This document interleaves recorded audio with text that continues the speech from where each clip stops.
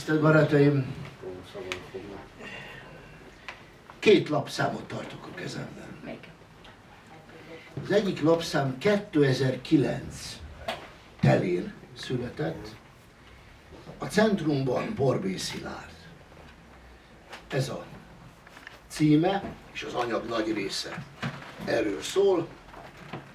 Szilárd akkor adott két vadonatúj verset nekem, a Só és a Sámli. Volt egy nagyon jó kis interjú, Bedecs Laci beszélgetett kérésemmel Szilárddal, Zsadányi Edit, Vári György, Szűcs Teri, többen ugye tudjuk más ügyekben Teri munkáit, Harmat Artemisz, Lapis József, Borsik Miklós, Deres Péter és Korpa Tamás alkották az akkori számot, írták. De hát jócskán közöttünk volt, és senki nem gondolta 2009 telén, hogy 2014 telén történni fog. Pontosabban már tudtuk, hogy baj van, mert ugye korábban volt a családi tragédia, de viszont abban bíztunk, hogy talán Szilárd ezen túl fog lépni. És túllépett, de a maga módján lépett túl ezen is. Akkor tőlem a Lapis Jóska megkérdezte, hogy így egyenesen bele a pacekba, hogy István, mikor lesz Borbély Redivius? Folytatod-e a gondolatot, amit elkezdtél akkor? És mondtam neki, hogy igen, megvárom azt a pillanatot, amikor egy picit mást tudok adni, mint amit eredetileg szerettem volna, és ez a picit más, ez akkor jött el, amikor Horváth Kornéliával leültünk beszélgetni. De miért erről beszélünk, nagyon nagy tisztelettel és szeretettel, engedjétek meg, hogy bemutassam beszélgető társaimat, akik egyben a lap szerzői. Én most egy nagyon demokratikus módon úgy csináltam, hogy aki azt írta, hogy szívesen beszélget egy kicsit velem az általa megírt anyag kapcsán Borbélyról, azt meghívtam. Azt mondtam, hogy gyere, üljünk le, és nyilván nem teljes, mert még vagytok itt páran. De köszönöm, hogy elfogadtatok a meghívásomat, és hadd mutassam be Brancei Zannát, aki Szexárdon tanít, de Pécsről jött. Annácska, megérdemeztek tapsot. Neki 7-kor el kell mennie, de annyira izgalmas a Radnóti képe, az, amit ő írt, hogy különösen ajánlom figyelmetekbe, mert meg is foglak szólaltatni, úgyhogy addig nem mehetsz el, amíg itt vagy. Köszöntöm Balázs Katalin Debrecenből, aki filozófus, fenomenológus, tanár, egyetemi tanár. CTG Gellért, fiatal barátom, aki irodalomtörténésznek készül, kitűnő irodalmár is.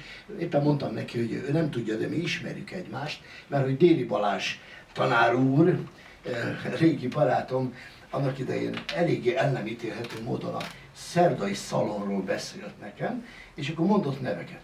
Én meg ilyen kíváncsi-fáncsi vagyok, elővettem azt az anyagot, és láttam Cétényi Gellét, ilyen név hexameterekkel. És jól szóltak a hexameterek, és megjegyeztem, hogy a srác ismeri a ritmust, mondom, rendben van a ritmus, és akkor mondtam is a Dérinek, Cétényi Gellért, nagyszerű írással, zsidó vagy keresztény.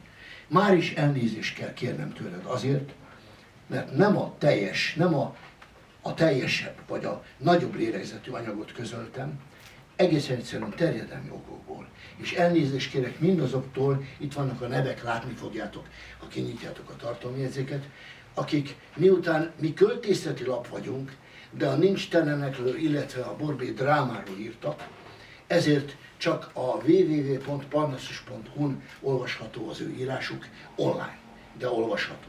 És föltettem, hogy direkt szerzőként jelenjenek meg. Úgyhogy nekik is nagyon szépen köszönöm a munkájukat. Én költőként ismertem meg, a 10-es, 11-es években találkoztunk többször, Turai Laura. De most mint irodalom történész. Már szóba került, és hát már vendégem volt a Parnasszusban, Horváth Kornélia, egyetemi tanár, az MTA doktora. Nagyon nagy szeretettel köszönöm, és köszönöm, hogy elfogadtad a meghívásomat. Egy régi motorost köszöntök, de ez nem ilyen, ez inkább a szeretet hangja, nagyon jól tudok. Az idén 40 éves Vörös Istvánt.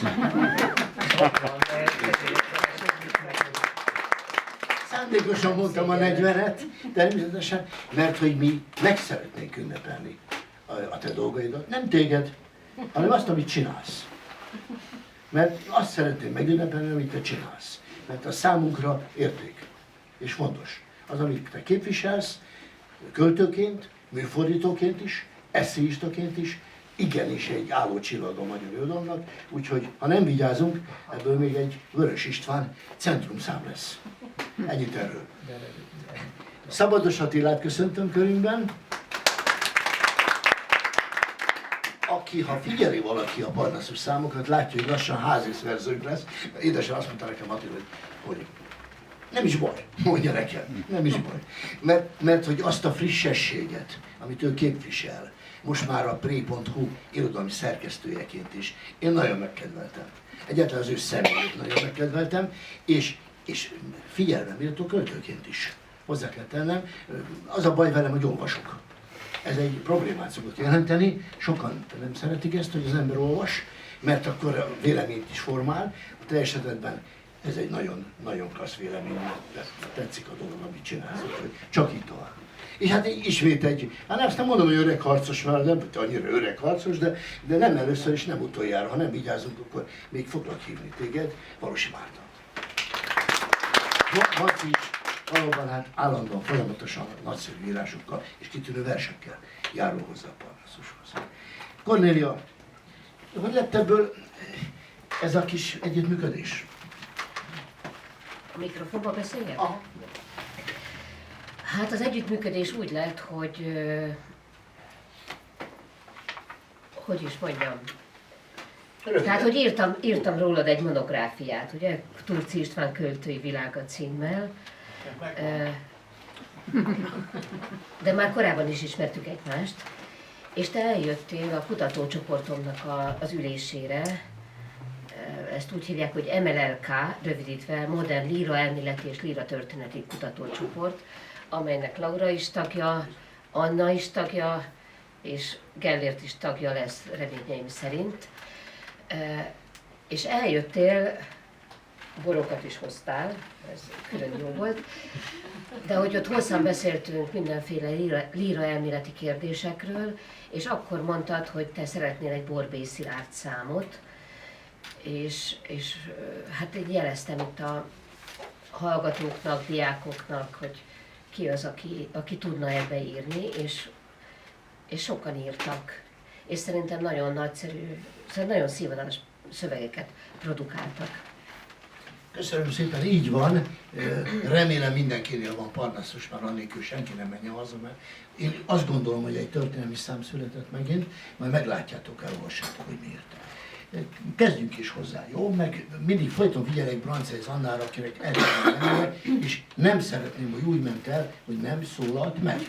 Úgyhogy figyellek, jó? Meg te is engem, tehát légy pacekban legyen, jó? Legyen ez meg köztünk. Köszönöm szépen. Attila, mondtam, hogy Attilával kezdek, mert annyira egyértelmű, az ővé a leglájtosabb anyag. Ez egy mini esszé arról, hogy mi volt az a két indok, amiért belefogtál Borbély olvasásához. Hiszen te egy egészen más generáció vagy, és akkor elkezdtem nevetni, amikor azzal kezdted első indok érettségi tétel. Mert hogy emlékszem rá, amikor az lett, és felhívtak a tanítványaim, hogy hú, Borbély, mondjak már valamit. És mondom, gyerekek, vegyetek már elő a Parnasszust. És akkor keresték, tényleg volt Parnassus, mert volt, aki abból készült fel, ebből a számból, mert van benne 6 olyan tanulmány, ami bőven elég ahhoz, hogy egy emelt szintű magyaron érettségi tételként legalábbis egy jó, minimum egy jó érdeményet szerezzék. Bőven elég hozzá. Azért csináljuk egyébként. És hát ezzel indítottál, de volt egy másik indok ugye a Bukolikatájban. Én arra kérlek, hogy ezt a két dolgot egy picikét fejtsd ki nekünk. Ez a két dolog, ez lényegében ugyanaz. Mármint, hogy én azt gondolom, hogy annyira gazdag Borbély Szilárd életműve, annyira sok szempontot kínál fel, hogy amikor István írt, hogy Attila zárunk, tehát hogy lapzárta van, akkor gondolkodtam még, hogy tudnám esetleg még valamivel kiegészíteni, de aztán eljöttem, hogy igazából minden egy Borbély Szilárd életművében. És mint azt említem az első indokban, azért kezdtem el olvasni Borbély Szilárdot, mert érettségi tétel volt, ennyire egyszerű. Ha nem lett volna érettségi tétel, akkor nem olvasom valószínűleg, vagy hát valószínűleg lehet, de csak később. Szóval ilyen szempontból viszonylag távol van tőlem az első találkozás, és elég közel van a legfrissebb, mert hogy folyamatosan olvasom, mert rengeteg műve van, amit még nem olvastam. És az volt az érettségi tétel címe emelt szinten, hogy Egyéni és közösségi emlékezet Borbély Szilárd Nincs Telenek című művében.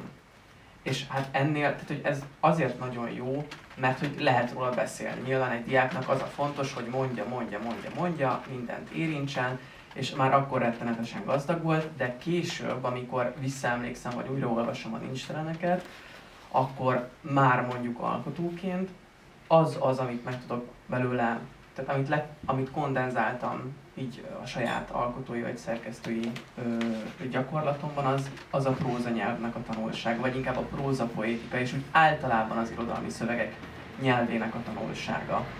Mert hogyha nincsen nyelve, akkor az gyakorlatilag, hát csúnya szó azt mondani, hogy semleges, de hogy akkor az semmilyen. Tehát, hogy valójában a nyelv az, ami nagyon fontos egy irodalmi szövegnél. Ez volt az egyik ok, és erre fűztem fel az egyik blokkot ebben az írásban. A másik ok, ami pedig tulajdonképpen vagy ebből következik, vagy ugyanannak az érmének a két oldala, hogy mi az, hogy fikció és nem fikció Borbély Szilárd műveiben, mert hogy és a Bukolika tájban hozom fel példának, ami az én személyes kedvenc Borbély Szilárd művem, mert hogy rettenetesen nagy, de a szónak a jó értelmében, tehát abban, hogy egységes, mint egy ilyen nagy tömb leteszi az olvasó elé, és mivel van neki nyelve, ezért óhatatlanul elrugaszkodik és leválasztja magát az életrajzi olvasattól. Tehát, hogy számomra ez annyira egyértelmű, hogy nem életrajzi elemeket előhelyezve olvasom, hanem azt a nyelvi formai gazdagságot, ami által megjelenik adott esetben az életrajzi elem. Szóval ezt a két dolgot jegyzeteltem le, vagy írtam meg ebben az esszében, és azt gondolom, hogy ezt igazából bármilyen oldalról meg lehetne fogni. Két ilyen nagyon egyszerű fogódzót találtam hozzá, de egyébként, ahogy írom is, nagyjából mindegyik Borbély Szilárd műhöz van egy ilyen személyes emlékem vagy helyzetem, tehát hogy érettségére olvastam a Nincs Teleneket, Bukolika tájban ülök télen és vonalzóval húzom alá a számomra fontos dolgokat, és így tovább a Halotti Pompával, Kafka fia, stb. Tehát, hogy nekem, és akkor summa summarum, nekem ez az életmű azért nagyon fontos, mert rengeteget tudtam belőle tanulni. Tehát, hogy nyilván minden műből tanulunk, de ez nekem különösen fontos. Úgyhogy ezt szerettem volna. Szabados Attila, köszönöm szépen, és van egy nagyon fontos mondatod, ami nekem különösen személyes. Egy alkalommal, amikor Szilárd nálam járt, és kiindultunk a teraszon, akkor, mert ugye neki nem volt messze a vonattól Zuglóba kijönni, és úgy szeretett ki, leülünk, és egy kicsit mit írsz, meg ő elmondta, és úgy elbeszélgettünk, és ott még nevettünk és mosolyogtunk is, tehát valahogy a derű bekerült közénk. Azt mondta nekem egy alkalommal, hogy igazából én mindig ugyanazt írom, csak máshol állok. Így mondta szó szerint. Te meg nem ezt írod le szó szerint, de valami hasonlót. Tehát nagyon érdekes, hogy te egy egészen más generáció képviselőjeként megérezted ezt. Nyilván ehhez mindenkinek lenne hozzáfűzni valója, egyértelműen, de hogy ez engem megcsapott, hogy hoppá, te itt írtál egy nagyon keresetlen, egy alapszöveget tulajdonképpen. De ezt olyan lendülettel és olyan szeretettel írtad meg, és annyira őszintén, ez az, amit nagyon megkedveltem a dolgaidban, hogy azt látom, hogy te ilyen primér pasas vagy. És így gondolkozol, és így születnek a szövegeid. És bizony, Szilárd esetében ez teljesen így van. Csak máshol állok. Azt mondta. Hogy nem? Mindig lehet, tehát tulajdonképpen nem szeretem, hogy a monologizálás legyen, Hamleten már túl vagyunk, csak én megpróbálom csak becsatornázni a beszélgetést, de hogyne, ha bárkinek bármihez hozzáfűzni van, meg fogjátok látni, hogy nagyon sok olyan kereszt dolog van, témák, amik bárki úgy érzi, hogy valamit akar mondani, tegye. Nagyon röviden, és köszönöm szépen a lehetőséget. Mikor készültem erre az alkalomra, akkor az egyik gondolatom az volt, hogy, és ezt most hát Attila megszólása felhívta, hogy én azt tapasztalom a saját hallgatóim és doktoranduszaim körében, hogy Borbély Szilárd, bármilyen csúnyán is hangzik ez a szó, rendkívül népszerű szerző, vagyis, hogy megszólítja a hallgatókat. És ez szerintem egyáltalán nem magától értetődő. Mert hogy az egész művészetének van egy olyan tragikus hangvétele, vagy egy tragikuma, tehát hogy itt úgy tűnik, hogy az új generáció, mégiscsak valami, nem tudom, új generáció, de hogy fogékony erre a költészetre. Hozzám is írtak egy doktori dolgozatot, egy PhD dolgozatot, Pilinszky János, Borbély Szilárd és Kis Judit Ágnes költészetéből meg is lett védve, és a másik az sajnos az nem fejeződött be, de az csak Borbély Szilárd volt.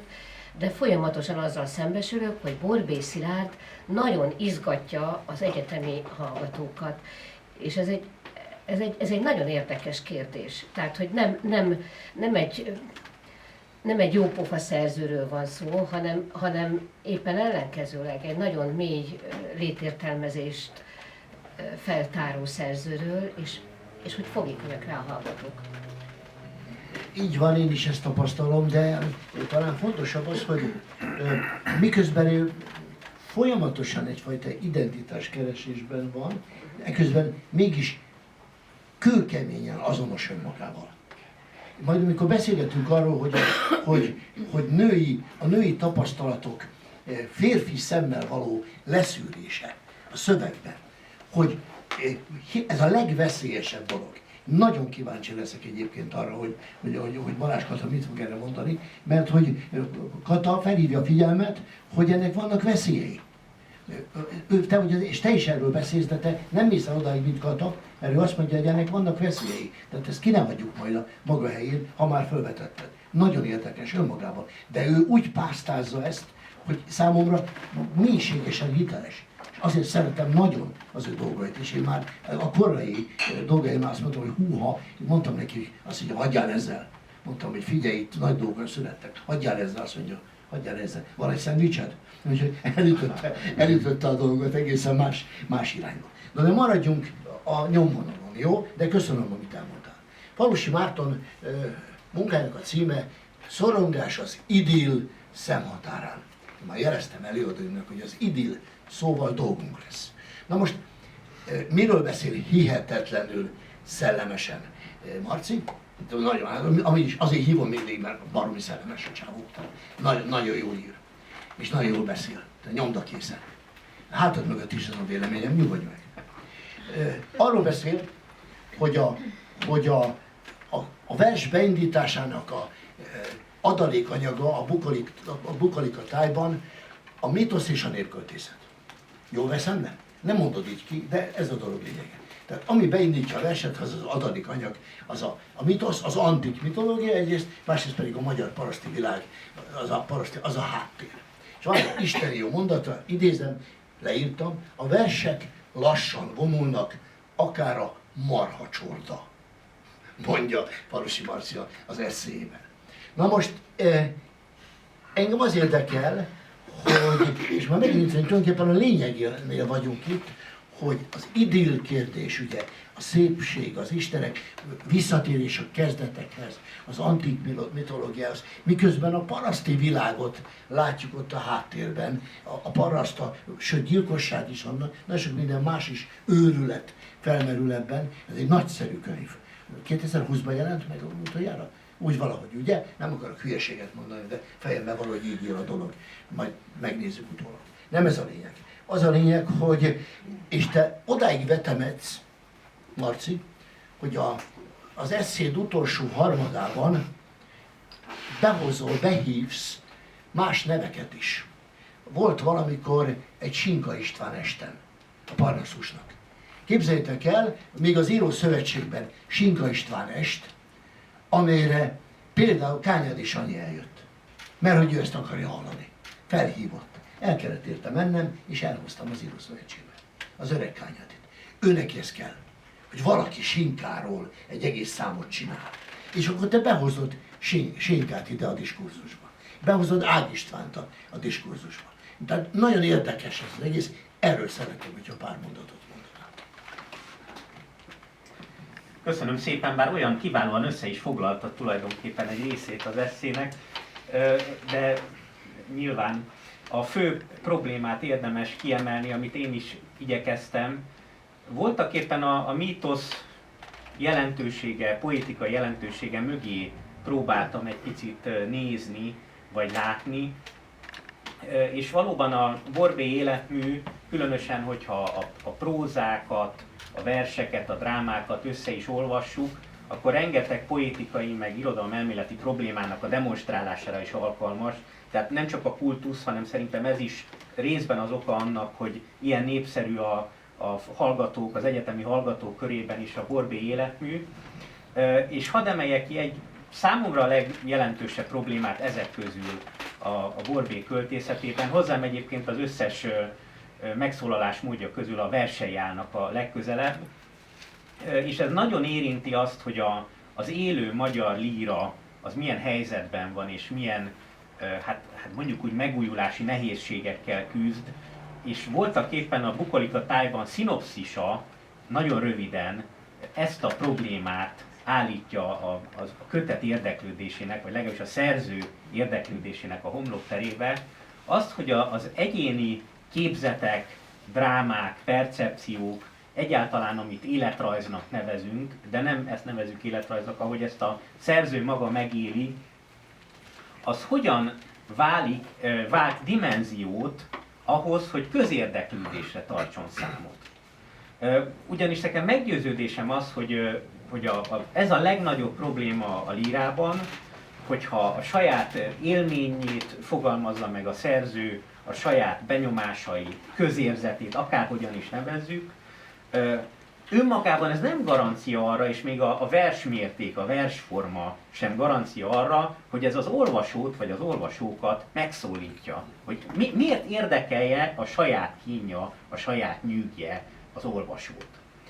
És ugye Borbély Szilárd mintha a szinopszisban, mintha erre reagálna azzal, hogy a mítoszi keretet behozza, hogy megtalálta a mítoszi keretet, ami ugye itt a nyelvkritikát is behozom a képbe, hogy tulajdonképpen a jelentés és a képzet közötti értelem dimenzióját ez a mítoszi keret megteremti, ugye, és egyébként emiatt jutott eszembe elég meghökkentő és szándékosan provokatív módon a Sinka költészet, ugye ott is nagyon nagy jelentősége van a tulajdonneveknek, személyneveknek, településneveknek, helységneveknek, hogy ezek nem csak ritmikailag, hanem mítoszilag, mítikusan is valamit megjelenítenek, valami fontosat, ami nem szimbólum, nem metafora, tehát nem lehet így bekategorizálni, de mégis nagyon fontosak, és bár én szerintem zárójelben leginkább a nincstelenek próza az, ami leszakad az életrajzi olvashatóságról, de a versek is természetesen leszakadnak arról, és nagyon érdekes, ahogy ezekben a nagy kompozícióiban Borbély Szilárd voltaképpen bejárja azt a teret poétikailag, ahol játszódnak a versei, és ez a tér, ez mégse az a tér lesz, ahol az életrajzi események történnek, és hogy maguk a tulajdonnevek, amik nagyon konkrétak, azok hogy tudnak közérdeklődésre számot tartani, hogy tudnak dimenziót váltani. Ugye a tulajdonnevek használata révén jutott eszembe Sinka István költészete. Fekete Bojtár. A Fekete Bojtár például, igen, vagy hát ez maga a Sinka. És a dimenzióváltás, tehát akár a paraszti rekvizitumoknak a dimenzióváltásánál pedig Bukta Imre képzőművészete jutott eszembe, ahol szintén ott van, hát ott él Mezőszemerén az alkotó, de azok az installációk, azok festmények, amelyeket előállít, azok nem mezőszemeréről szólnak, és nem a paraszti valóságról szólnak, nem a mai vidékről szólnak, nem szociográfikusan látják ezt az egész milliót, hanem egy egészen más dimenzióba helyezik, és ez a fajta dimenzióváltás, ami nagyon izgalmasan kapcsolódik egyébként a falupoétikához is, Borbély esetében, és teljesen másként használja, mint Oravec Imre, teljesen másként használja, mint Ág István, lehetne sorolni, de mégis ez a dimenzióváltás, ez nagyon erőteljesen megjelenik, és hogyan jelenik meg? Hát az antik mitológiának, a középkori költészetnek, a csokonai költészetnek, a kötött metrumoknak a használata révén egészen egyedi módon sajátítja el és járja be ezt a környezetet, és ez a legfontosabb tanulság számomra, és meggyőződésem az, hogy ez az többek között, ami nagyon sokakat meg tud szólítani, hogy itt nem a személyes tragédiákról van szó csupán, hanem valóban az egyéni emlékezet közösségi emlékezetté tud válni, és hogy ezt hogyan oldja meg didaxis nélkül, hogyan oldja meg egy egészen eredeti nyelven, na hát ez a legtitokzatosabb és a legizgalmasabb számomra a Borbély líra esetében. Nagyon szépen köszönöm. Attilánál is az írásban zárójelben ott az idill vagy idül, szóval ugye, mert két umlautos jelzéssel van az Y, és neked pedig egyenesen a címben szerepel az idill szó. Na most, Annácska, te jössz, mert nézem az órát.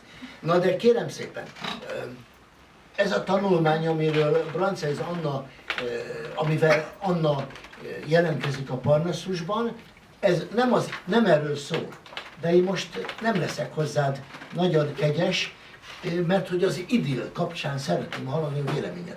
Ugyanis ugye te egy Radnóti képről beszélsz, csak fölhívom a figyelmeteket, hogy miért izgalmas az, amiről ő beszél.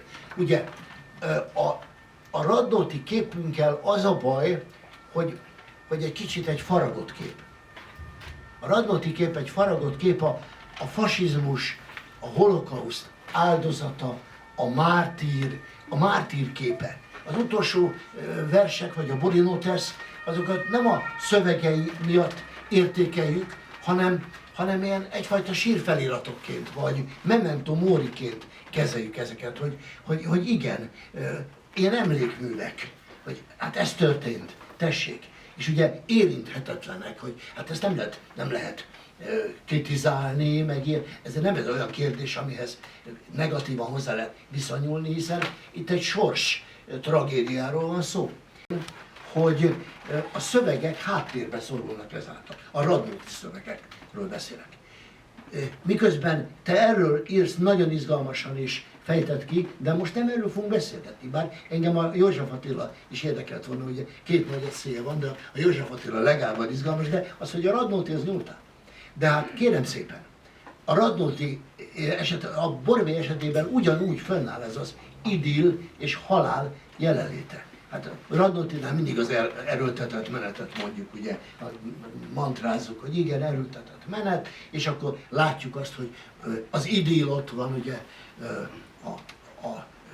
a ház, a szilvalekvár, a feleség, mondom a motivumokat, ugye, és eközben ott kopog a szöveg, megy a menet.